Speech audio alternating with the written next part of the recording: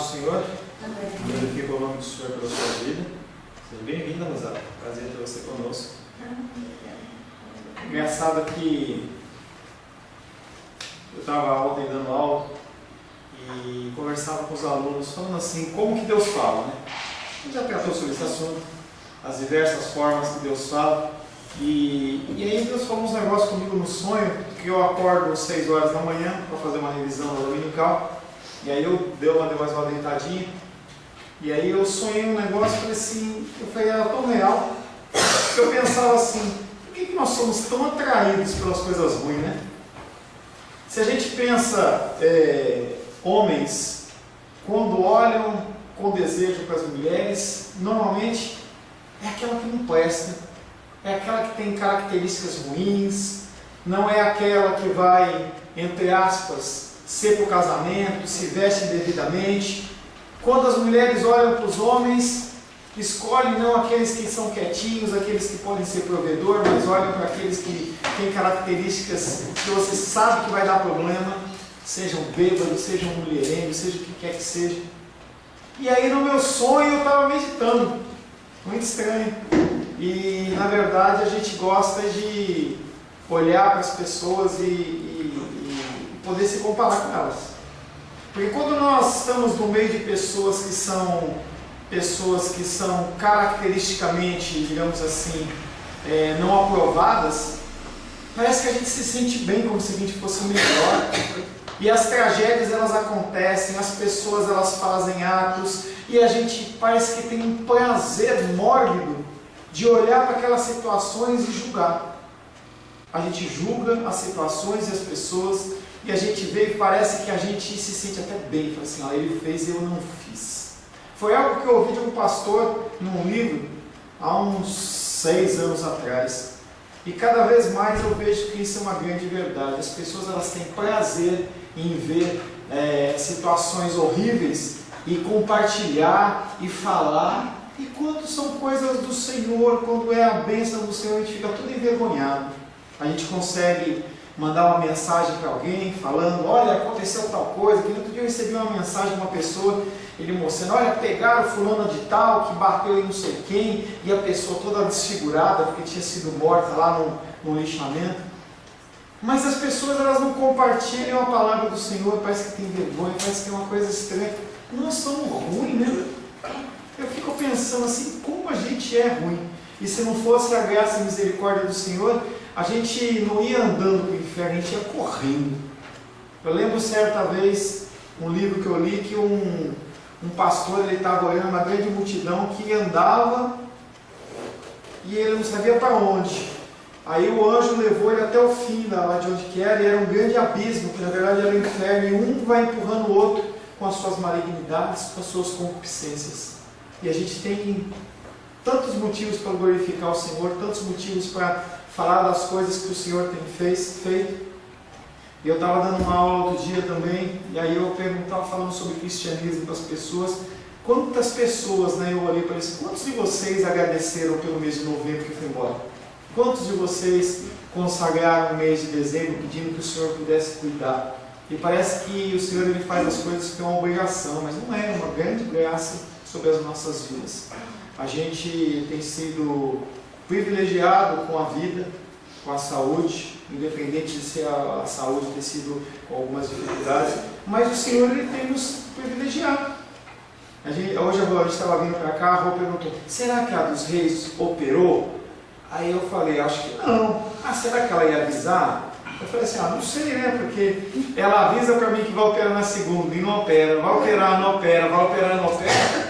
Mas na verdade isso não é um privilégio do Senhor. Se você não operou é porque não houve a condição, houve a necessidade urgente da coisa acontecer. E a gente simplesmente passa por cima de coisas simples que acontecem na nossa vida, e aí vai de encontro com o tema que a gente está trabalhando no primeiro período, que é o tema da alegria, em que a gente deixa passar as coisas simples e a gente não agradece, e a gente não vê alegria nessas coisas. A gente não consegue imaginar, poxa, eu acordei de manhã, eu tomei café, ou eu pude pegar uma roupa no armário, e eu escolhi uma roupa no armário diferente, eu tinha várias para escolher, sapatos.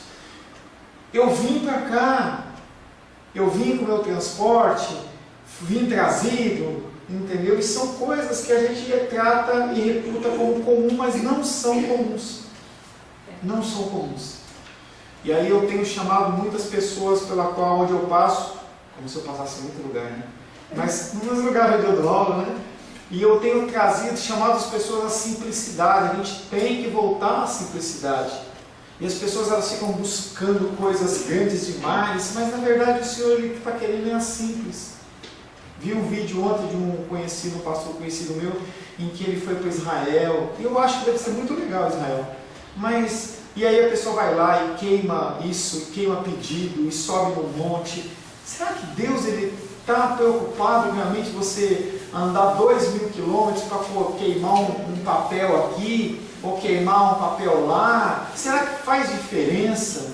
Será que faz diferença para Deus você estar orando no teu quarto, de joelhinho lá, ou sentado, vendo a sua possibilidade, ou você subir num alto monte Everest para você decretar a bênção? E as pessoas elas ficam procurando coisas grandes, mas Deus não está pedindo isso. Deus ele pede o simples. Ele pede que a gente ame as pessoas, Ele pede que a gente haja de uma maneira conforme a palavra dele. Não precisa mais que isso. E as pessoas elas se sentem como indignas, e nós somos indignos. Mas quando você é perdoado por Deus e você não consegue se perdoar, é muito mais um ato de soberba da nossa parte, porque o próprio Deus nos perdoa e Ele fala, o sangue de Jesus é sobre os seus pecados e eu deles eu não me lembro mais. Mas você olha e fala assim, você Deus se perdoa, me perdoa, mas eu não me perdoo. Parece que a gente é maior que Deus. E aí isso vai consumindo a gente e consome a nossa alegria. E nós temos que ser felizes, mesmo em meio a lutas e dificuldades, em meio às coisas que nós vivemos. Glória a Deus. Fazendo um breve resumo desse tema, dentro de alegria, que é o motivo de toda alegria, eu devo finalizá-lo hoje, se Deus assim me permitir. Primeira coisa que nós temos como motivo de toda alegria é que Deus está no controle de todas as coisas. E aí, pastor, de novo você está falando isso? Mas na verdade a gente precisa inculcar isso na cabeça. A palavra de Deus ela tem que ser inculcada no nosso coração. E aí, uma história que eu já falei para vocês, em que o pastor ele pregou por 3 meses, 4 meses, o mesmo texto bíblico, com a mesma mensagem, sem variação nenhuma, e as pessoas chegaram no ponto e falaram assim, de novo? Ele falou assim, pois é, vocês não aprenderam para falar de novo. Sabe o que acontece? Uma coisa que eu tenho visto em aconselhamento bíblico com as pessoas, é que elas passam por igrejas, em que as igrejas elas ficam falando sobre vitória. Que você é vitorioso, que você é isso, que você é aquilo. Vem e fala, olha, você vem para a casa do Senhor, acabou as lutas, acabou a dificuldade, é glória, vitória, vitória. E a pessoa é martelada com aquilo. Ó, é um dia, 2 dias, uma semana, 1 ano, 10 anos, 20 anos. E ela vê que aquilo não é verdade. Deus ele faz tudo para você ser feliz e você tem infeliz. E aí quando você começa a falar da doutrina de pecado, falar da doutrina do arrependimento, parece que você está falando uma coisa que é uma coisa que não existe. As pessoas olham para mim e falam assim, pastor, o que você está falando, mais alguém fala? Existe isso? E as pessoas elas se sentem como se elas tivessem vivido numa grande mentira, porque é verdade. O nosso Deus ele é poderoso. Ele é capaz de fazer infinitamente mais do que nós podemos pedir, pensar ou imaginar. Mas as coisas funcionam nos termos dele, não nos nossos termos. Ele controla todas as coisas. Nós somos chamados a sermos alegres em meio à tristeza e ao sofrimento. Nós temos falado isso. Você não fica feliz, você não fica alegre com uma doença, você não fica alegre com o desemprego, você não fica alegre com o desastre, com o negócio, mas você fica alegre porque Deus está no controle. E algo Ele está fazendo, algo está acontecendo, e isso não é opcional. Tiago diz que nós temos que ter, por motivo de toda alegria, passar por tribulações, porque essas tribulações elas geram em nós esperança, perseverança, nós crescemos. As lutas e dificuldades, elas fazem com que nós cresçamos. Às vezes eu fico olhando a minha filha e ela não gosta que fala dela, ela fala, papai, não fale da minha vida pessoal. 11 anos. Mas eu fico vendo ela falar, ela está em época de provas, né? E agora na segunda-feira ela vai fazer uma outra prova, que é a prova lá, a última prova do ano. O que seriam nossos cursos ou nossas vidas se não houvessem avaliações e se não houvessem provas? Se tudo fosse levado à revelia, ao banho-maria, e você faz do jeito que você quisesse, será que as crianças estudariam se houvesse ou não houvesse uma prova? Será que nós nos aplicaríamos ao estudo da palavra se fosse uma porteira aberta, o caminho para o céu? E as coisas que acontecem na nossa vida têm um objetivo, que é nos produzir perseverança, nos fazer pessoas melhores. Nós temos que aprender. E nós aprendendo, nós ensinamos outros. Falava ontem também na aula, falava assim, gente, a gente tem que aprender. Anteontem, sexta. A gente tem que aprender, mas para passar para outros. E a gente fica esperando uma alta capacitação dos céus, mas na verdade nós já estamos extremamente capacitados para alcançar as pessoas que estão ao nosso lado. Pessoas que não conhecem o Senhor, que estão tristes, porque não tem Deus, não tem motivo de esperança. Romanos 8:28, nós já falamos, sabemos que todas as coisas cooperam para o bem daquele que ama a Deus, daqueles que são chamados segundo o seu propósito. Tudo que acontece na sua vida tem um sentido. Você não é um ser que é largado. Não é aquela pipa que, na época de pipa, você viu aquele um corta o outro, e a pipa vai voando, não tem caminho. Você tem direção. Deus, ele disse que conhece o teu pensamento antes que chegue na tua boca. Ele é aquele que esquadrinha o teu coração. Ele é aquele que tem todos os nossos dias contados. Nem um fio cai da nossa cabeça sem que Ele assim o permita. E esse Deus é um Deus que controla todas as coisas. Primeiro, Deus está no controle. Segundo, nós temos um futuro maravilhoso. Não é algo tenebroso. Não é algo que a gente não sabe para onde a gente vai. Não é algo incerto.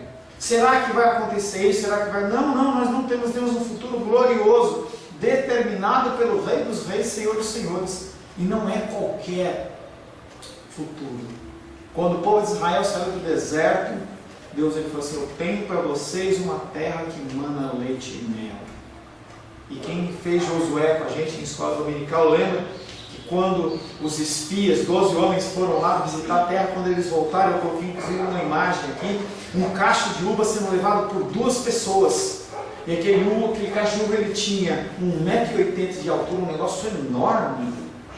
E é mais ou menos o que deveria ter acontecido lá. E aqueles homens falaram assim, não, lá a terra é boa, a terra você planta, dá. Olha aqui esse fruto, o que o Senhor tem é o melhor.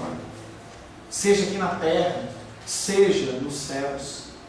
E nós temos que ter a certeza que a nossa luta e dificuldade, ela não é algo que nunca vai acabar. Ela tem um ciclo de aprendizado, porque o nosso Deus ele é um Deus racional. A luta que nós passamos, ela é cíclica, para que a gente possa aprender, e não porque a gente morra. O que acontece é que às vezes a gente fica dando cabeçada, e aí aquela luta acaba se estendendo, porque você tem que aprender aquela lição. E se a pessoa não aprende a lição, ela continua passando por aquilo. Mas nós temos a garantia de Deus, que é temporal. A nossa luta, a nossa dificuldade, ela é temporal. Por um tempo você está passando aquilo, e no outro tempo, acabou. Interessante que nós nem lembramos mais. A ilustração da mulher no parto, que a Bíblia nos traz, ela é perfeita. Quando a mulher está dando à luz, geme, chora, grita, dor. Quando nasceu a criança, recebeu no colo, não lembra de mais nada de dor. Ninguém pergunta para a grávida assim, com o bebê no colo, como foi a sua dor? Está preocupada com o bebê, aquele bebezinho com cara de joelho, todo mundo nasce com cara feia, aquela cara toda amassada. Mas olha e fala assim, o meu príncipe, a minha princesa. E as pessoas entram no quarto para visitar e você quer mais emoção. Olha que lindo, olha que linda. E a dor? Foi embora. Falamos também que Os escravos nos Estados Unidos, eles se alegravam em meio à escravidão porque eles sabiam que havia um Deus que tinha o tempo deles controlado nas suas mãos. A alegria nossa tem que ser uma alegria baseada em olhar para Deus e também para a bem-aventurança futura. O Senhor nos prometeu. Deus não é que nem um homem que falha. O homem, ele falha, a gente promete as coisas. Eu lembro que uma vez, não sei se era um culto que eu cheguei para alguns pastores e falei assim: você vai lá no culto? Vou sim, em nome de Jesus. Nunca foi. As pessoas prometem ir na nossa casa e não vão. As pessoas prometem nos ligar e não nos ligam. As pessoas prometem nos visitar e não nos visitam. As pessoas prometem nos amar para sempre. Mas quando tem um sabor, a pessoa esquece tão fácil. Tão fácil. Aquela pessoa que conviveu com você, que era aquela que declarava amor eterno, seja cônjuge, seja amigo, amiga, de uma hora para outra, porque aconteceu uma coisinha pequenininha, não olho mais, não gosto mais, risco da minha capada, do meu agenda de mereço, não ligo nem para falar parabéns. Esse é o nosso coração.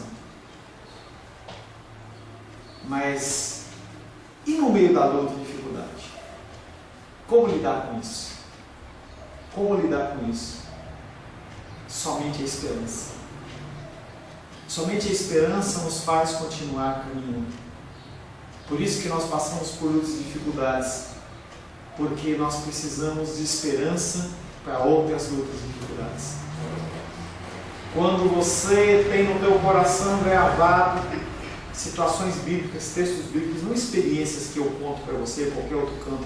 Gente, experiência, testemunho é muito lindo, mas não resolve nada. Porque o que muda e o que gera transformação é a palavra de Deus. Se a palavra não está gravada no teu coração, aquele testemunho que a dos reis contou, que o Lucas contou, não faz diferença. Porque é diferente, foi com ele. Você entra num círculo assim: eu não mereço, eu não posso, eu não devo. Mas a palavra de Deus nos dá certeza. Se uma coisa ficar gravada no teu coração, são palavras, versículos bíblicos. As pessoas que se encontram em depressão, muitas vezes a gente fala assim: olha, anota em versículos, coloca no papelzinho, na parede do banheiro, no espelho do banheiro, na parede da sala, coloca na carteira, coloca no bolso. Porque quando a angústia, a ansiedade, a preocupação vier, você saca aquele versículo e você lê, e não é um mantra, é simplesmente que a palavra ela tem poder de gerar mudança e transformação nas nossas vidas. Nós somos transformados é por ela. Não é por um pastor vestido de terno e gravata, mas a nossa vida é transformada pela palavra de Deus. Nós temos que ter essa esperança. Nossa vida ela tem que ser alicerçada na esperança do Senhor. Jesus Cristo diz: eu venci o mundo, no mundo tereis aflições, eu venci o mundo. Ele está falando para mim e para você que a luta existe, ela é real, mas ele vem como homem para mostrar para a gente que sim, a coisa termina e a coisa acaba. Nós temos que nos firmar nisso. Acaba, e as pessoas estão tirando a vida por aí. A pessoa ela desespera, ela entra no adultério, cai nas drogas, porque se desespera, não tem esperança, não tem onde se apegar. É como pegar uma pessoa, eu dou esse exemplo para as pessoas de situação, jogar a pessoa no meio de um lago e não saber nadar, a pessoa fica desesperada. Aonde ela puder pegar e se agarrar para se manter ali, ela se agarra.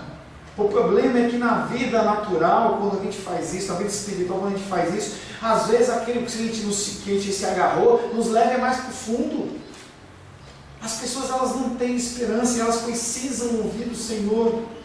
Nós temos que pregar, o apóstolo Paulo fala para Timóteo: pregue a tempo e a fora de tempo. E aí não é pregar necessariamente com a palavra, e sim com as nossas vidas, colocando em prática essa palavra, com a simplicidade. Deus está no controle também no meio das calamidades. E aí nós passamos essa semana sendo bombardeados pela notícia lá do avião que caiu, em que os jogadores morreram. Como falar com uma pessoa dessa, que não tem Cristo, que aquilo foi segundo a vontade de Deus, ou segundo a permissão de Deus? Se a pessoa ela não tem Cristo, ela não vai entender. Não vai entender. Eu não acompanhei, confesso a vocês que eu não acompanhei, eu estava dando aula, estava ocupado essa semana, e eu não acompanhei a homenagem, né, não sei quem que foi, eu vi muito de relance, mas eu tenho certeza no meu coração que apesar da tristeza, as famílias que são cristãs, elas lidaram de uma outra maneira. As que não eram cristãs, elas ficaram desesperadas, elas querem colocar a culpa em alguém, fica no desespero, é a gasolina, é o avião, é porque a companhia aérea chamava Lumia, e aí Lumia quer dizer o nome de um demônio, aí a pessoa já fica espiritualizando as coisas, que o demônio foi lá e derrubou, mas na verdade o homem ele quer um culpado, nada diferente igual ao Jardim do Éden, em que Deus olha para Adão e fala: Adão, por que você comeu a fruta proibida? Não é culpa minha, é culpa da mulher, o Senhor me deu. Mulher, por que você comeu? Culpa da cobra. Cobra, e sujou. Nós não descansamos em Deus, nesse controle de Deus. Nós temos direito a sofrer, chorar. Nunca deixe ninguém roubar isso de você. É algo que, quando eu vejo um enterro, um velório, alguém que está passando por esse tipo de situação, eu chego na pessoa e falo para ela assim: não deixa ninguém roubar a tua lágrima. Porque os religiosos de plantão já aparecem e falam: não, você não pode chorar, você não pode sentir, você não pode falar, não, você tem que mostrar que você é cristão. Não, nós sofremos, nós choramos.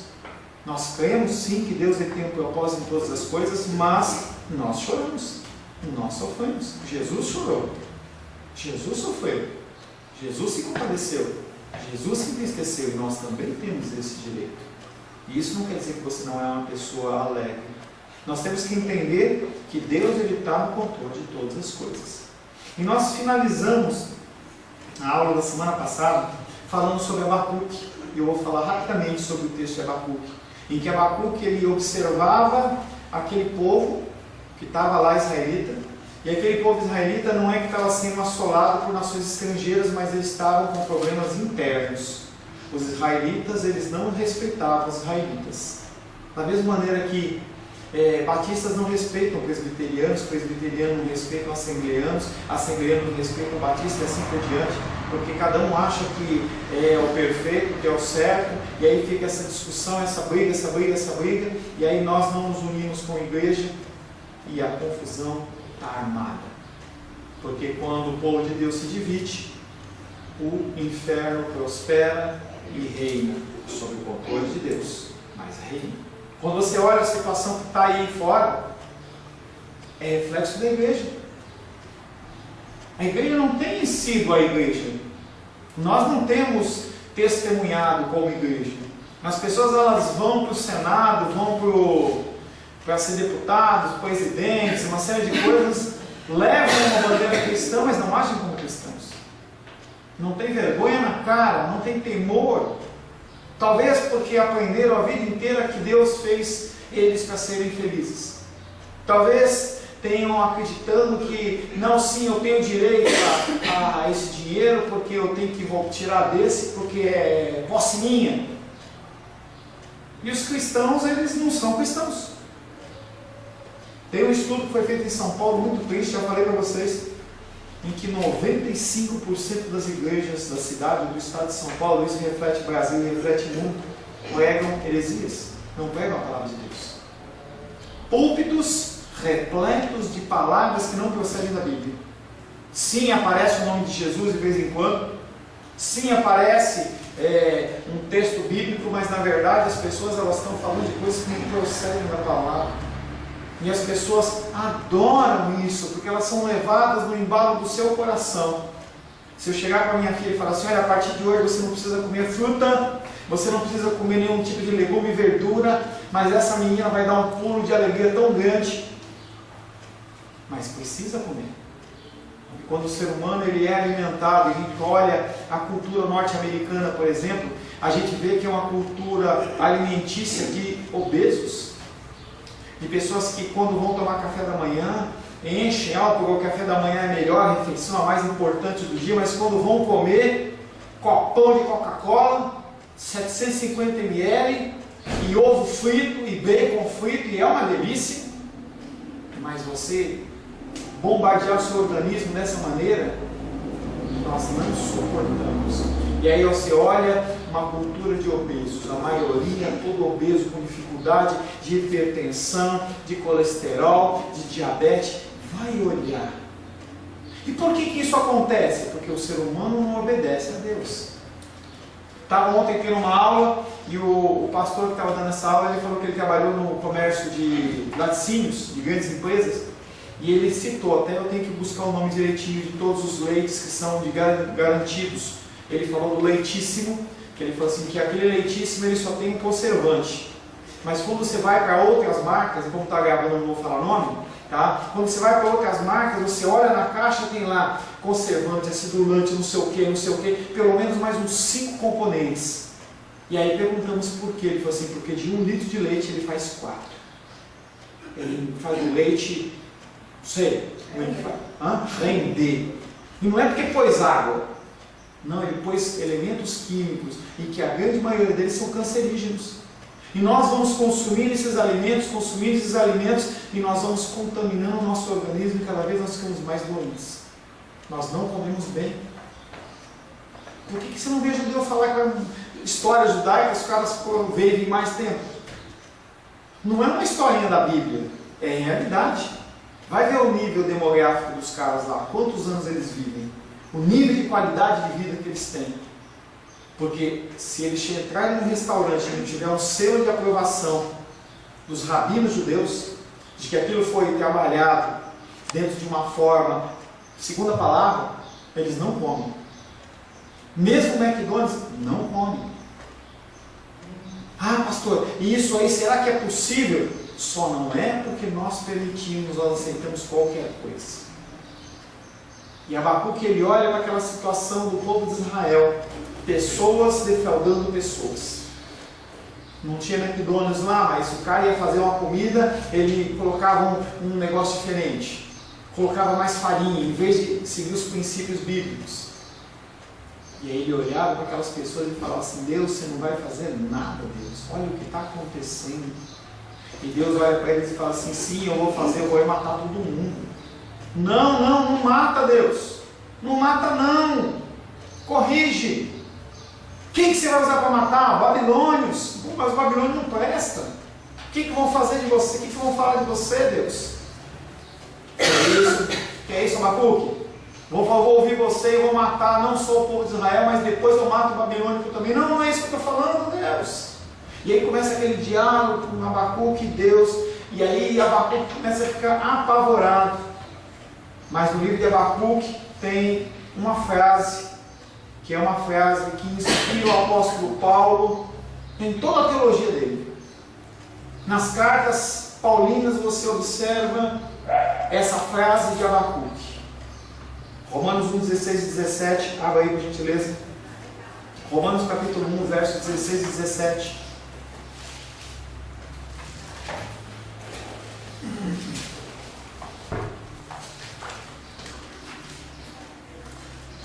Alguém lê por gentileza? Porque não me envergonho do Evangelho de Cristo, pois é o poder de Deus para a salvação de todo aquele que crê, primeiro do judeu e também do grego, porque nele se descobre a justiça de Deus, de fé em fé, como está escrito, mas o justo viverá da fé. O justo viverá pela fé. No meio da luta, o justo vive pela fé. No meio do câncer, do desemprego, da falta de dinheiro, da falta de amor, do abandono dos familiares, do maus tratos das pessoas, o justo viverá pela fé.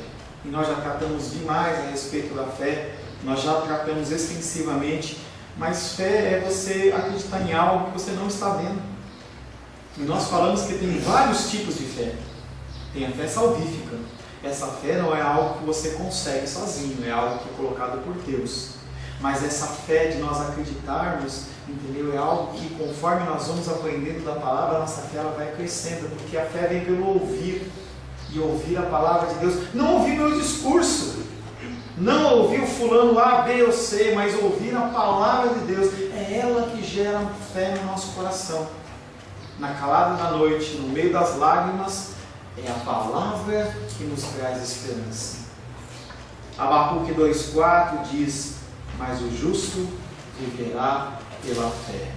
Abacuque era considerado justo e ele estava ali naquele meio clamando a Deus, e ele olhava para aquela situação e falava assim: em meio a tudo isso que está sendo falado, Deus, você vai destruir, e vai pegar fogo, e vai acabar com o templo, e aquela coisa linda e maravilhosa que é do templo de Jerusalém vai acabar. Eu tenho que acreditar, o justo viverá pela fé. Eu vou me firmar nas suas promessas, Deus. O justo, ele viverá por confiança. Eu sei em quem tenho crido. Ele é fiel e justo para guardar o meu depósito até aquele dia. Ele sempre guardou você. Ele sempre te tomou pela mão, ele sempre te cuidou. Independente do mais novo até o mais velho, todos nós temos experiências que Deus, no momento de dificuldade, em que nós nos sentimos abandonados, em que nós achamos que não tinha mais nenhum tipo de opção e saída, nós vencemos. O que significa viver pela fé se não confiar em Deus? Para o mundo, uma loucura. O mundo não entende isso. As pessoas, elas colocam a sua confiança em outros homens. Ontem eu vi um exemplo tão interessante. Se até um ladrão aqui, com um revólver, dizer: eu vou matar todo mundo, com certeza nós vamos ficar apavorados. Temor, medo, porque a gente sabe que aquele homem é capaz de fazer qualquer coisa.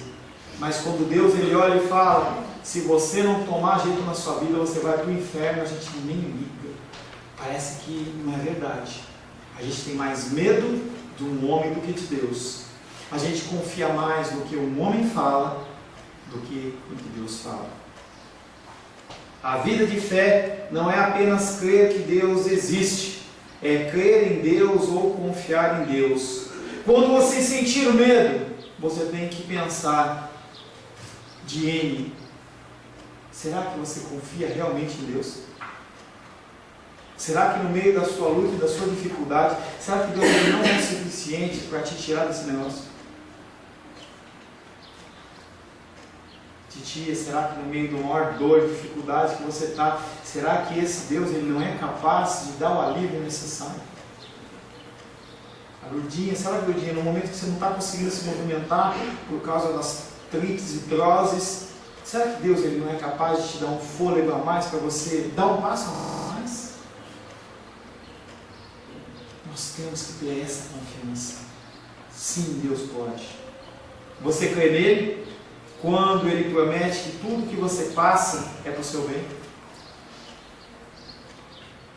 Quando uma criança, ela está para tomar vacina, aí o pai e a mãe começam a conversar, tenta acalmar a criança: olha, isso aqui é para o seu bem. Ela chora, mas ela sabe que aquilo ali não está acontecendo de uma forma de abandono. Nós temos que passar pelas situações. Você crê nele quando ele lhe promete que tudo que você está passando é para o seu bem, e em última análise, inclusive para a sua alegria? Para a sua alegria. Nós não temos a nossa visão do que vai acontecer até o final da nossa vida, mas Deus tem. Deus tem. Somente se cremos em Deus podemos manter a alegria em meio às dificuldades. Como o profeta Abacuque respondeu ao Senhor, Abacuque 3, 17 e 18. Agora deixa aberto aqui Abacuque, tá? Abacuque capítulo 3, versos 17 e 18.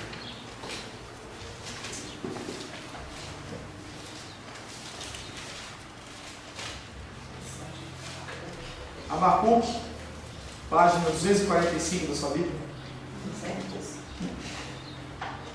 Não, Flor, não. É 618. Capítulo 3, versos 17 e 18.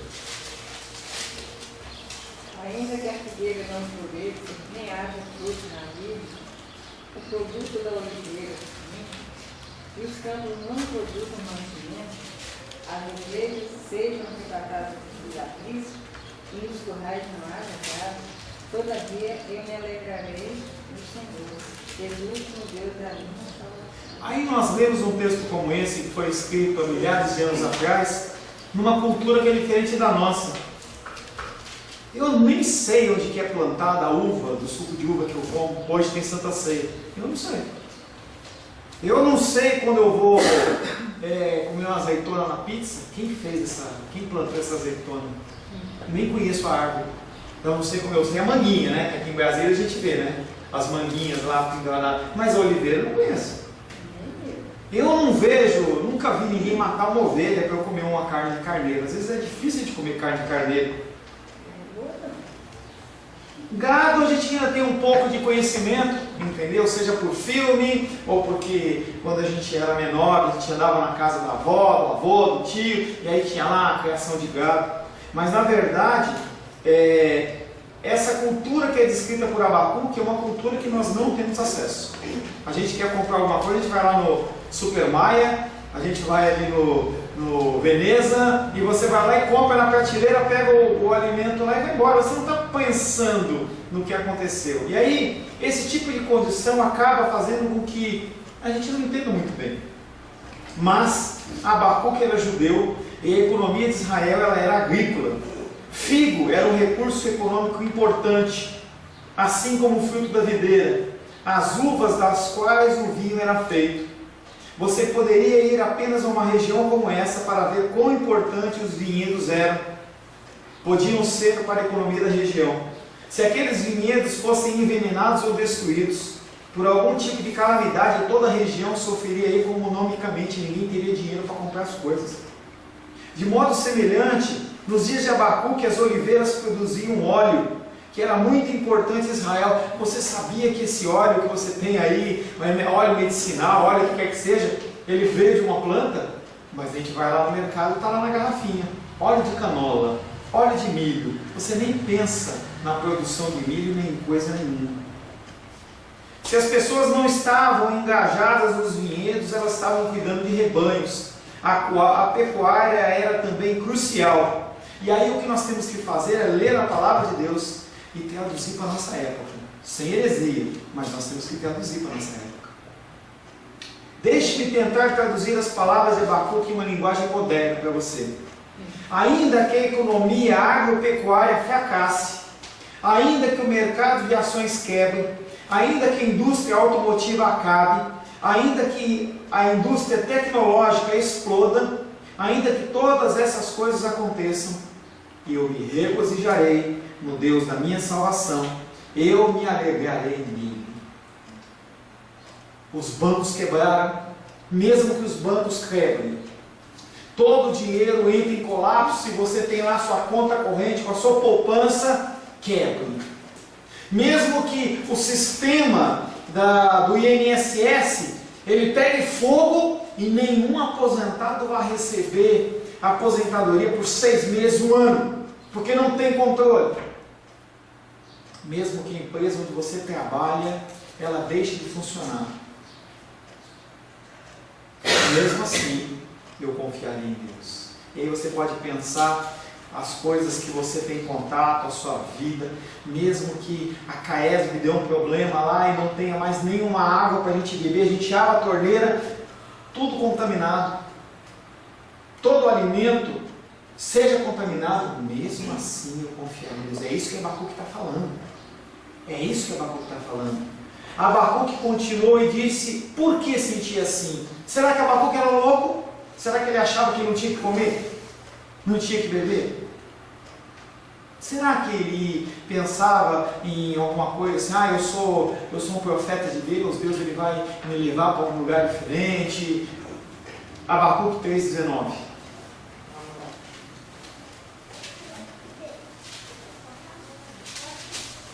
O Senhor Deus é a minha fortaleza e faz os meus pés como os da coça, e faz andar altaneiramente. O Senhor Deus é a minha fortaleza.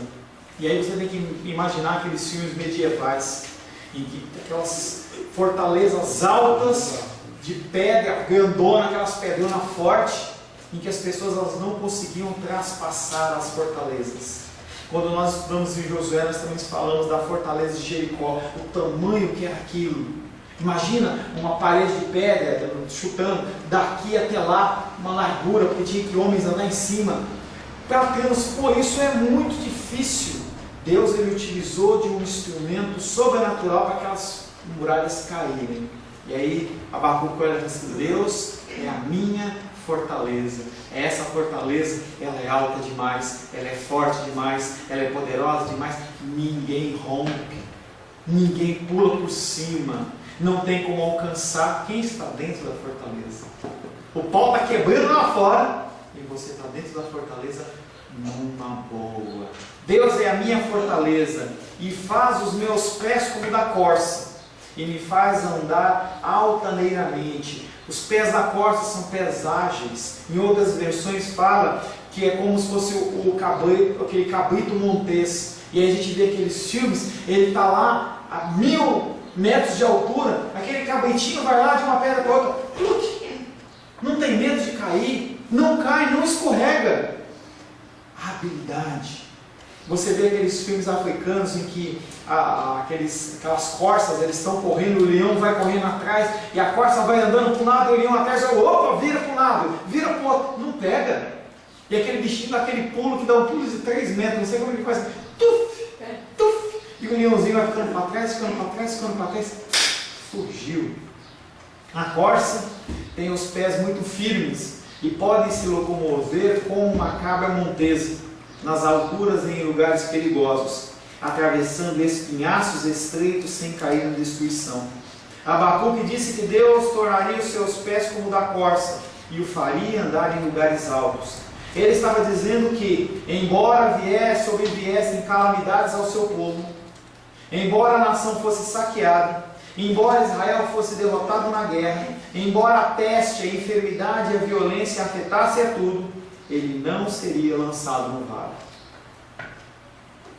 Mas Deus faria os seus pés como o da corça, bem firmes, capazes de subir às alturas e aos lugares santos. Deus dá esse tipo de estabilidade em meio às calamidades para aqueles que lhe dão a atenção e colocam nele a sua confiança. Você vai passar pela dificuldade.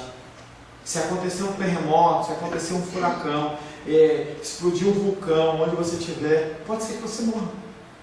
Mas Deus ele garante que Ele está contigo. Ele fala que a água não submerge, o fogo não queima. E se submergir e se queimar, Ele continua com você. Ele te protege, Ele te guarda. Algumas coisas nós temos que passar sim, nós temos que nos libertar. Isso é como se fosse um câncer. Os reis já passou por isso. Quando o câncer ataca o corpo, ele tem que ser retirado. Porque se não retirar, ele consome. Ele vai avançando, ele vai avançando. Ele entra na corrente sanguínea. E se você deixar, ele consome os seus órgãos internos e te destrói. Essa ideia de que nós viemos ao mundo para ser felizes e que não passamos por dificuldades é uma mentira. A mídia diz que não. Igrejas dizem que não. Nosso coração não quer essa verdade, mas é uma verdade. Nós passamos por outras dificuldades sim, mas o Senhor, Ele está sempre conosco. Deus dá esse tipo de estabilidade em meio às calamidades para aqueles que dão a sua atenção e colocam nele a sua confiança. Isto é o que Abacuque pretendia dizer quando falou: o justo viverá pela fé. A base da minha alegria, a base da sua alegria, não é a situação econômica do país, não é o carro que você dirige, não é a casa que você mora, não é o trabalho que você tem, nem o salário que você recebe, mas a base da sua alegria é aquela fé em Deus, que Ele está no controle de todas as coisas. Amém? Feche seus olhos. Senhor Deus, queremos agradecer a Ti, porque o Senhor é o motivo da nossa alegria. O Senhor é aquele que tem guardado e cuidado de nós. Nós, Pai, Te louvamos porque, apesar de nós mesmos, o Senhor não nos abandona, o Senhor é conosco. Nós queremos, Pai querido, pedir que cada vez mais o nosso coração entenda essa verdade e nós possamos nos alicerçar na Tua vontade, no Teu querer, na Tua palavra, para que essa esperança seja algo vivo no nosso coração. Em nome de Jesus. Amém.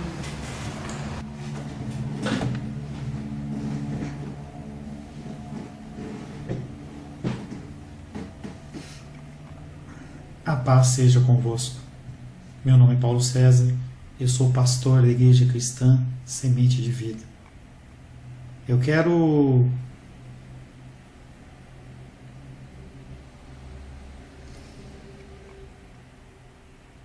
a paz seja convosco. Meu nome é Paulo César, eu sou pastor da Igreja Cristã Semente de Vida. Você tem acompanhado conosco o estudo da palavra, a ministração da palavra. E eu fico grato,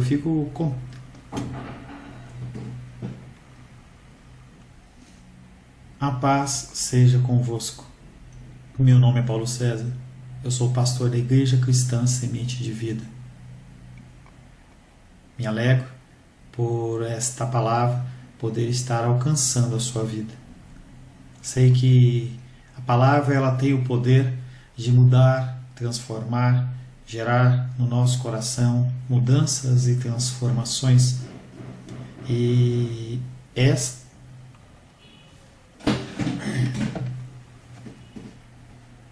a paz seja convosco. A paz seja convosco. Meu nome é Paulo César, eu sou pastor da Igreja Cristã Semente de Vida, aqui no Guará, em Brasília, Distrito Federal. Me alegro em você estar conosco, compartilhando esta palavra. Compartilhando talvez através de um DVD, através da internet. A palavra tem esse poder, ela atravessa fronteiras, ela alcança pessoas que naturalmente não poderiam ser alcançadas. Você foi alcançado pela palavra. Esse pastor que te fala não tem nada de especial, não tem nada místico, eu não tenho nada místico te oferecer, nada mágico. Eu não digo para você que você vai ser rico por ouvir a palavra, eu não digo que você vai ser curado física, emocionalmente, espiritualmente, não. Pode ser que sim.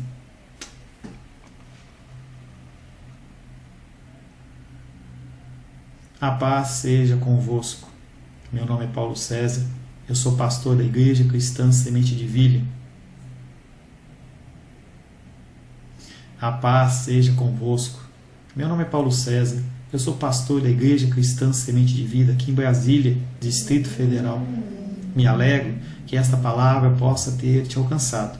A palavra tem essa característica, ela alcança pessoas aonde quer que elas estejam. Não sei onde você está, mas sei que a palavra te alcançou. Me alegro com isso. De novo, não. A paz seja convosco. Meu nome é Paulo César. Eu sou pastor da Igreja Cristã Semente de Vida, aqui no Brasília, Distrito Federal. Me alegro que a palavra tenha te alcançado. Ela tem essa característica. Ela alcança pessoas nas mais determinadas.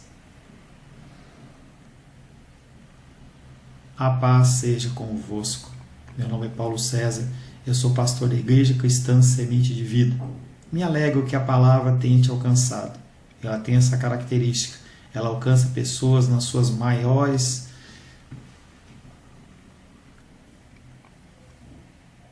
A paz seja convosco.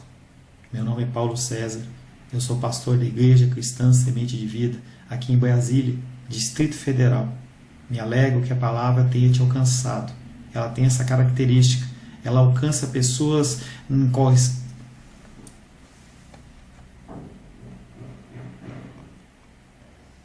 A paz seja convosco. Meu nome é Paulo César. Eu sou pastor da Igreja Cristã Semente de Vida, aqui em Brasília, Distrito Federal. Me alegro que a palavra tenha te alcançado. A palavra faz isso. Ela alcança as pessoas aonde quer que elas estejam. E você foi agraciado com esta palavra. Não que eu tenha nada especial a te dizer. A palavra ela é suficiente e ela usa quem ela quer. E eu me alegro por ter sido um canal para poder te abençoar. Mas eu quero te dizer que não basta você ser um ouvinte. Não basta ser uma pessoa que se alegra quando você ouve a palavra de Deus. A vida ela é feita de decisões. Se você está ouvindo essa palavra hoje, eu creio que o Espírito Santo tem um propósito especial com você. Muito mais do que prosperidade, muito mais do que uma cura física, uma cura emocional ou espiritual, Ele quer te alcançar para a vida eterna. Nós investimos nosso tempo, nós investimos as nossas forças em coisas terrenas, mas o Senhor, Ele tem muito mais a oferecer. Ele tem sim para você a cura, Ele tem sim para você a prosperidade, mas Ele tem muito mais que isso. Submeta-se a um Deus que Ele é capaz de mudar e transformar a sua vida por completo. Creio que o Espírito Santo Ele é capaz de tocar o teu coração. Quero pedir que você curve a sua cabeça. Senhor, em nome de Jesus, coloco na tua presença essa vida que ouve esta ministração, que ouve esta palavra. Pai, eu não tenho capacitação nenhuma, mas o teu Espírito Ele é capaz sim de tocar nesta vida, gerar nela mudança, transformação, arrependimento, e que ela possa simplesmente bater no peito, convencendo-se que é pecadora e que precisa de um Deus salvador. Não há um caminho a ti, meu Deus, que não seja através de Cristo. E eu lhe peço, Pai querido, que você alcance essa vida e ele possa sim tomar uma decisão pessoal pelo Senhor, em nome de Jesus. Amém. Amém, meu querido. Amém, minha querida. Fico contente que você esteja ouvindo essa ministração até o fim. E peço que você não se limite a ouvir os cultos pela internet. Você procure perto da sua casa uma igreja, um lugar que proclame a palavra do Senhor. Eu oro para que o Espírito Santo te direcione nessa busca, porque muita coisa tem sido oferecida que não é o Evangelho. Eu abençoo a sua vida em nome de Jesus. Amém.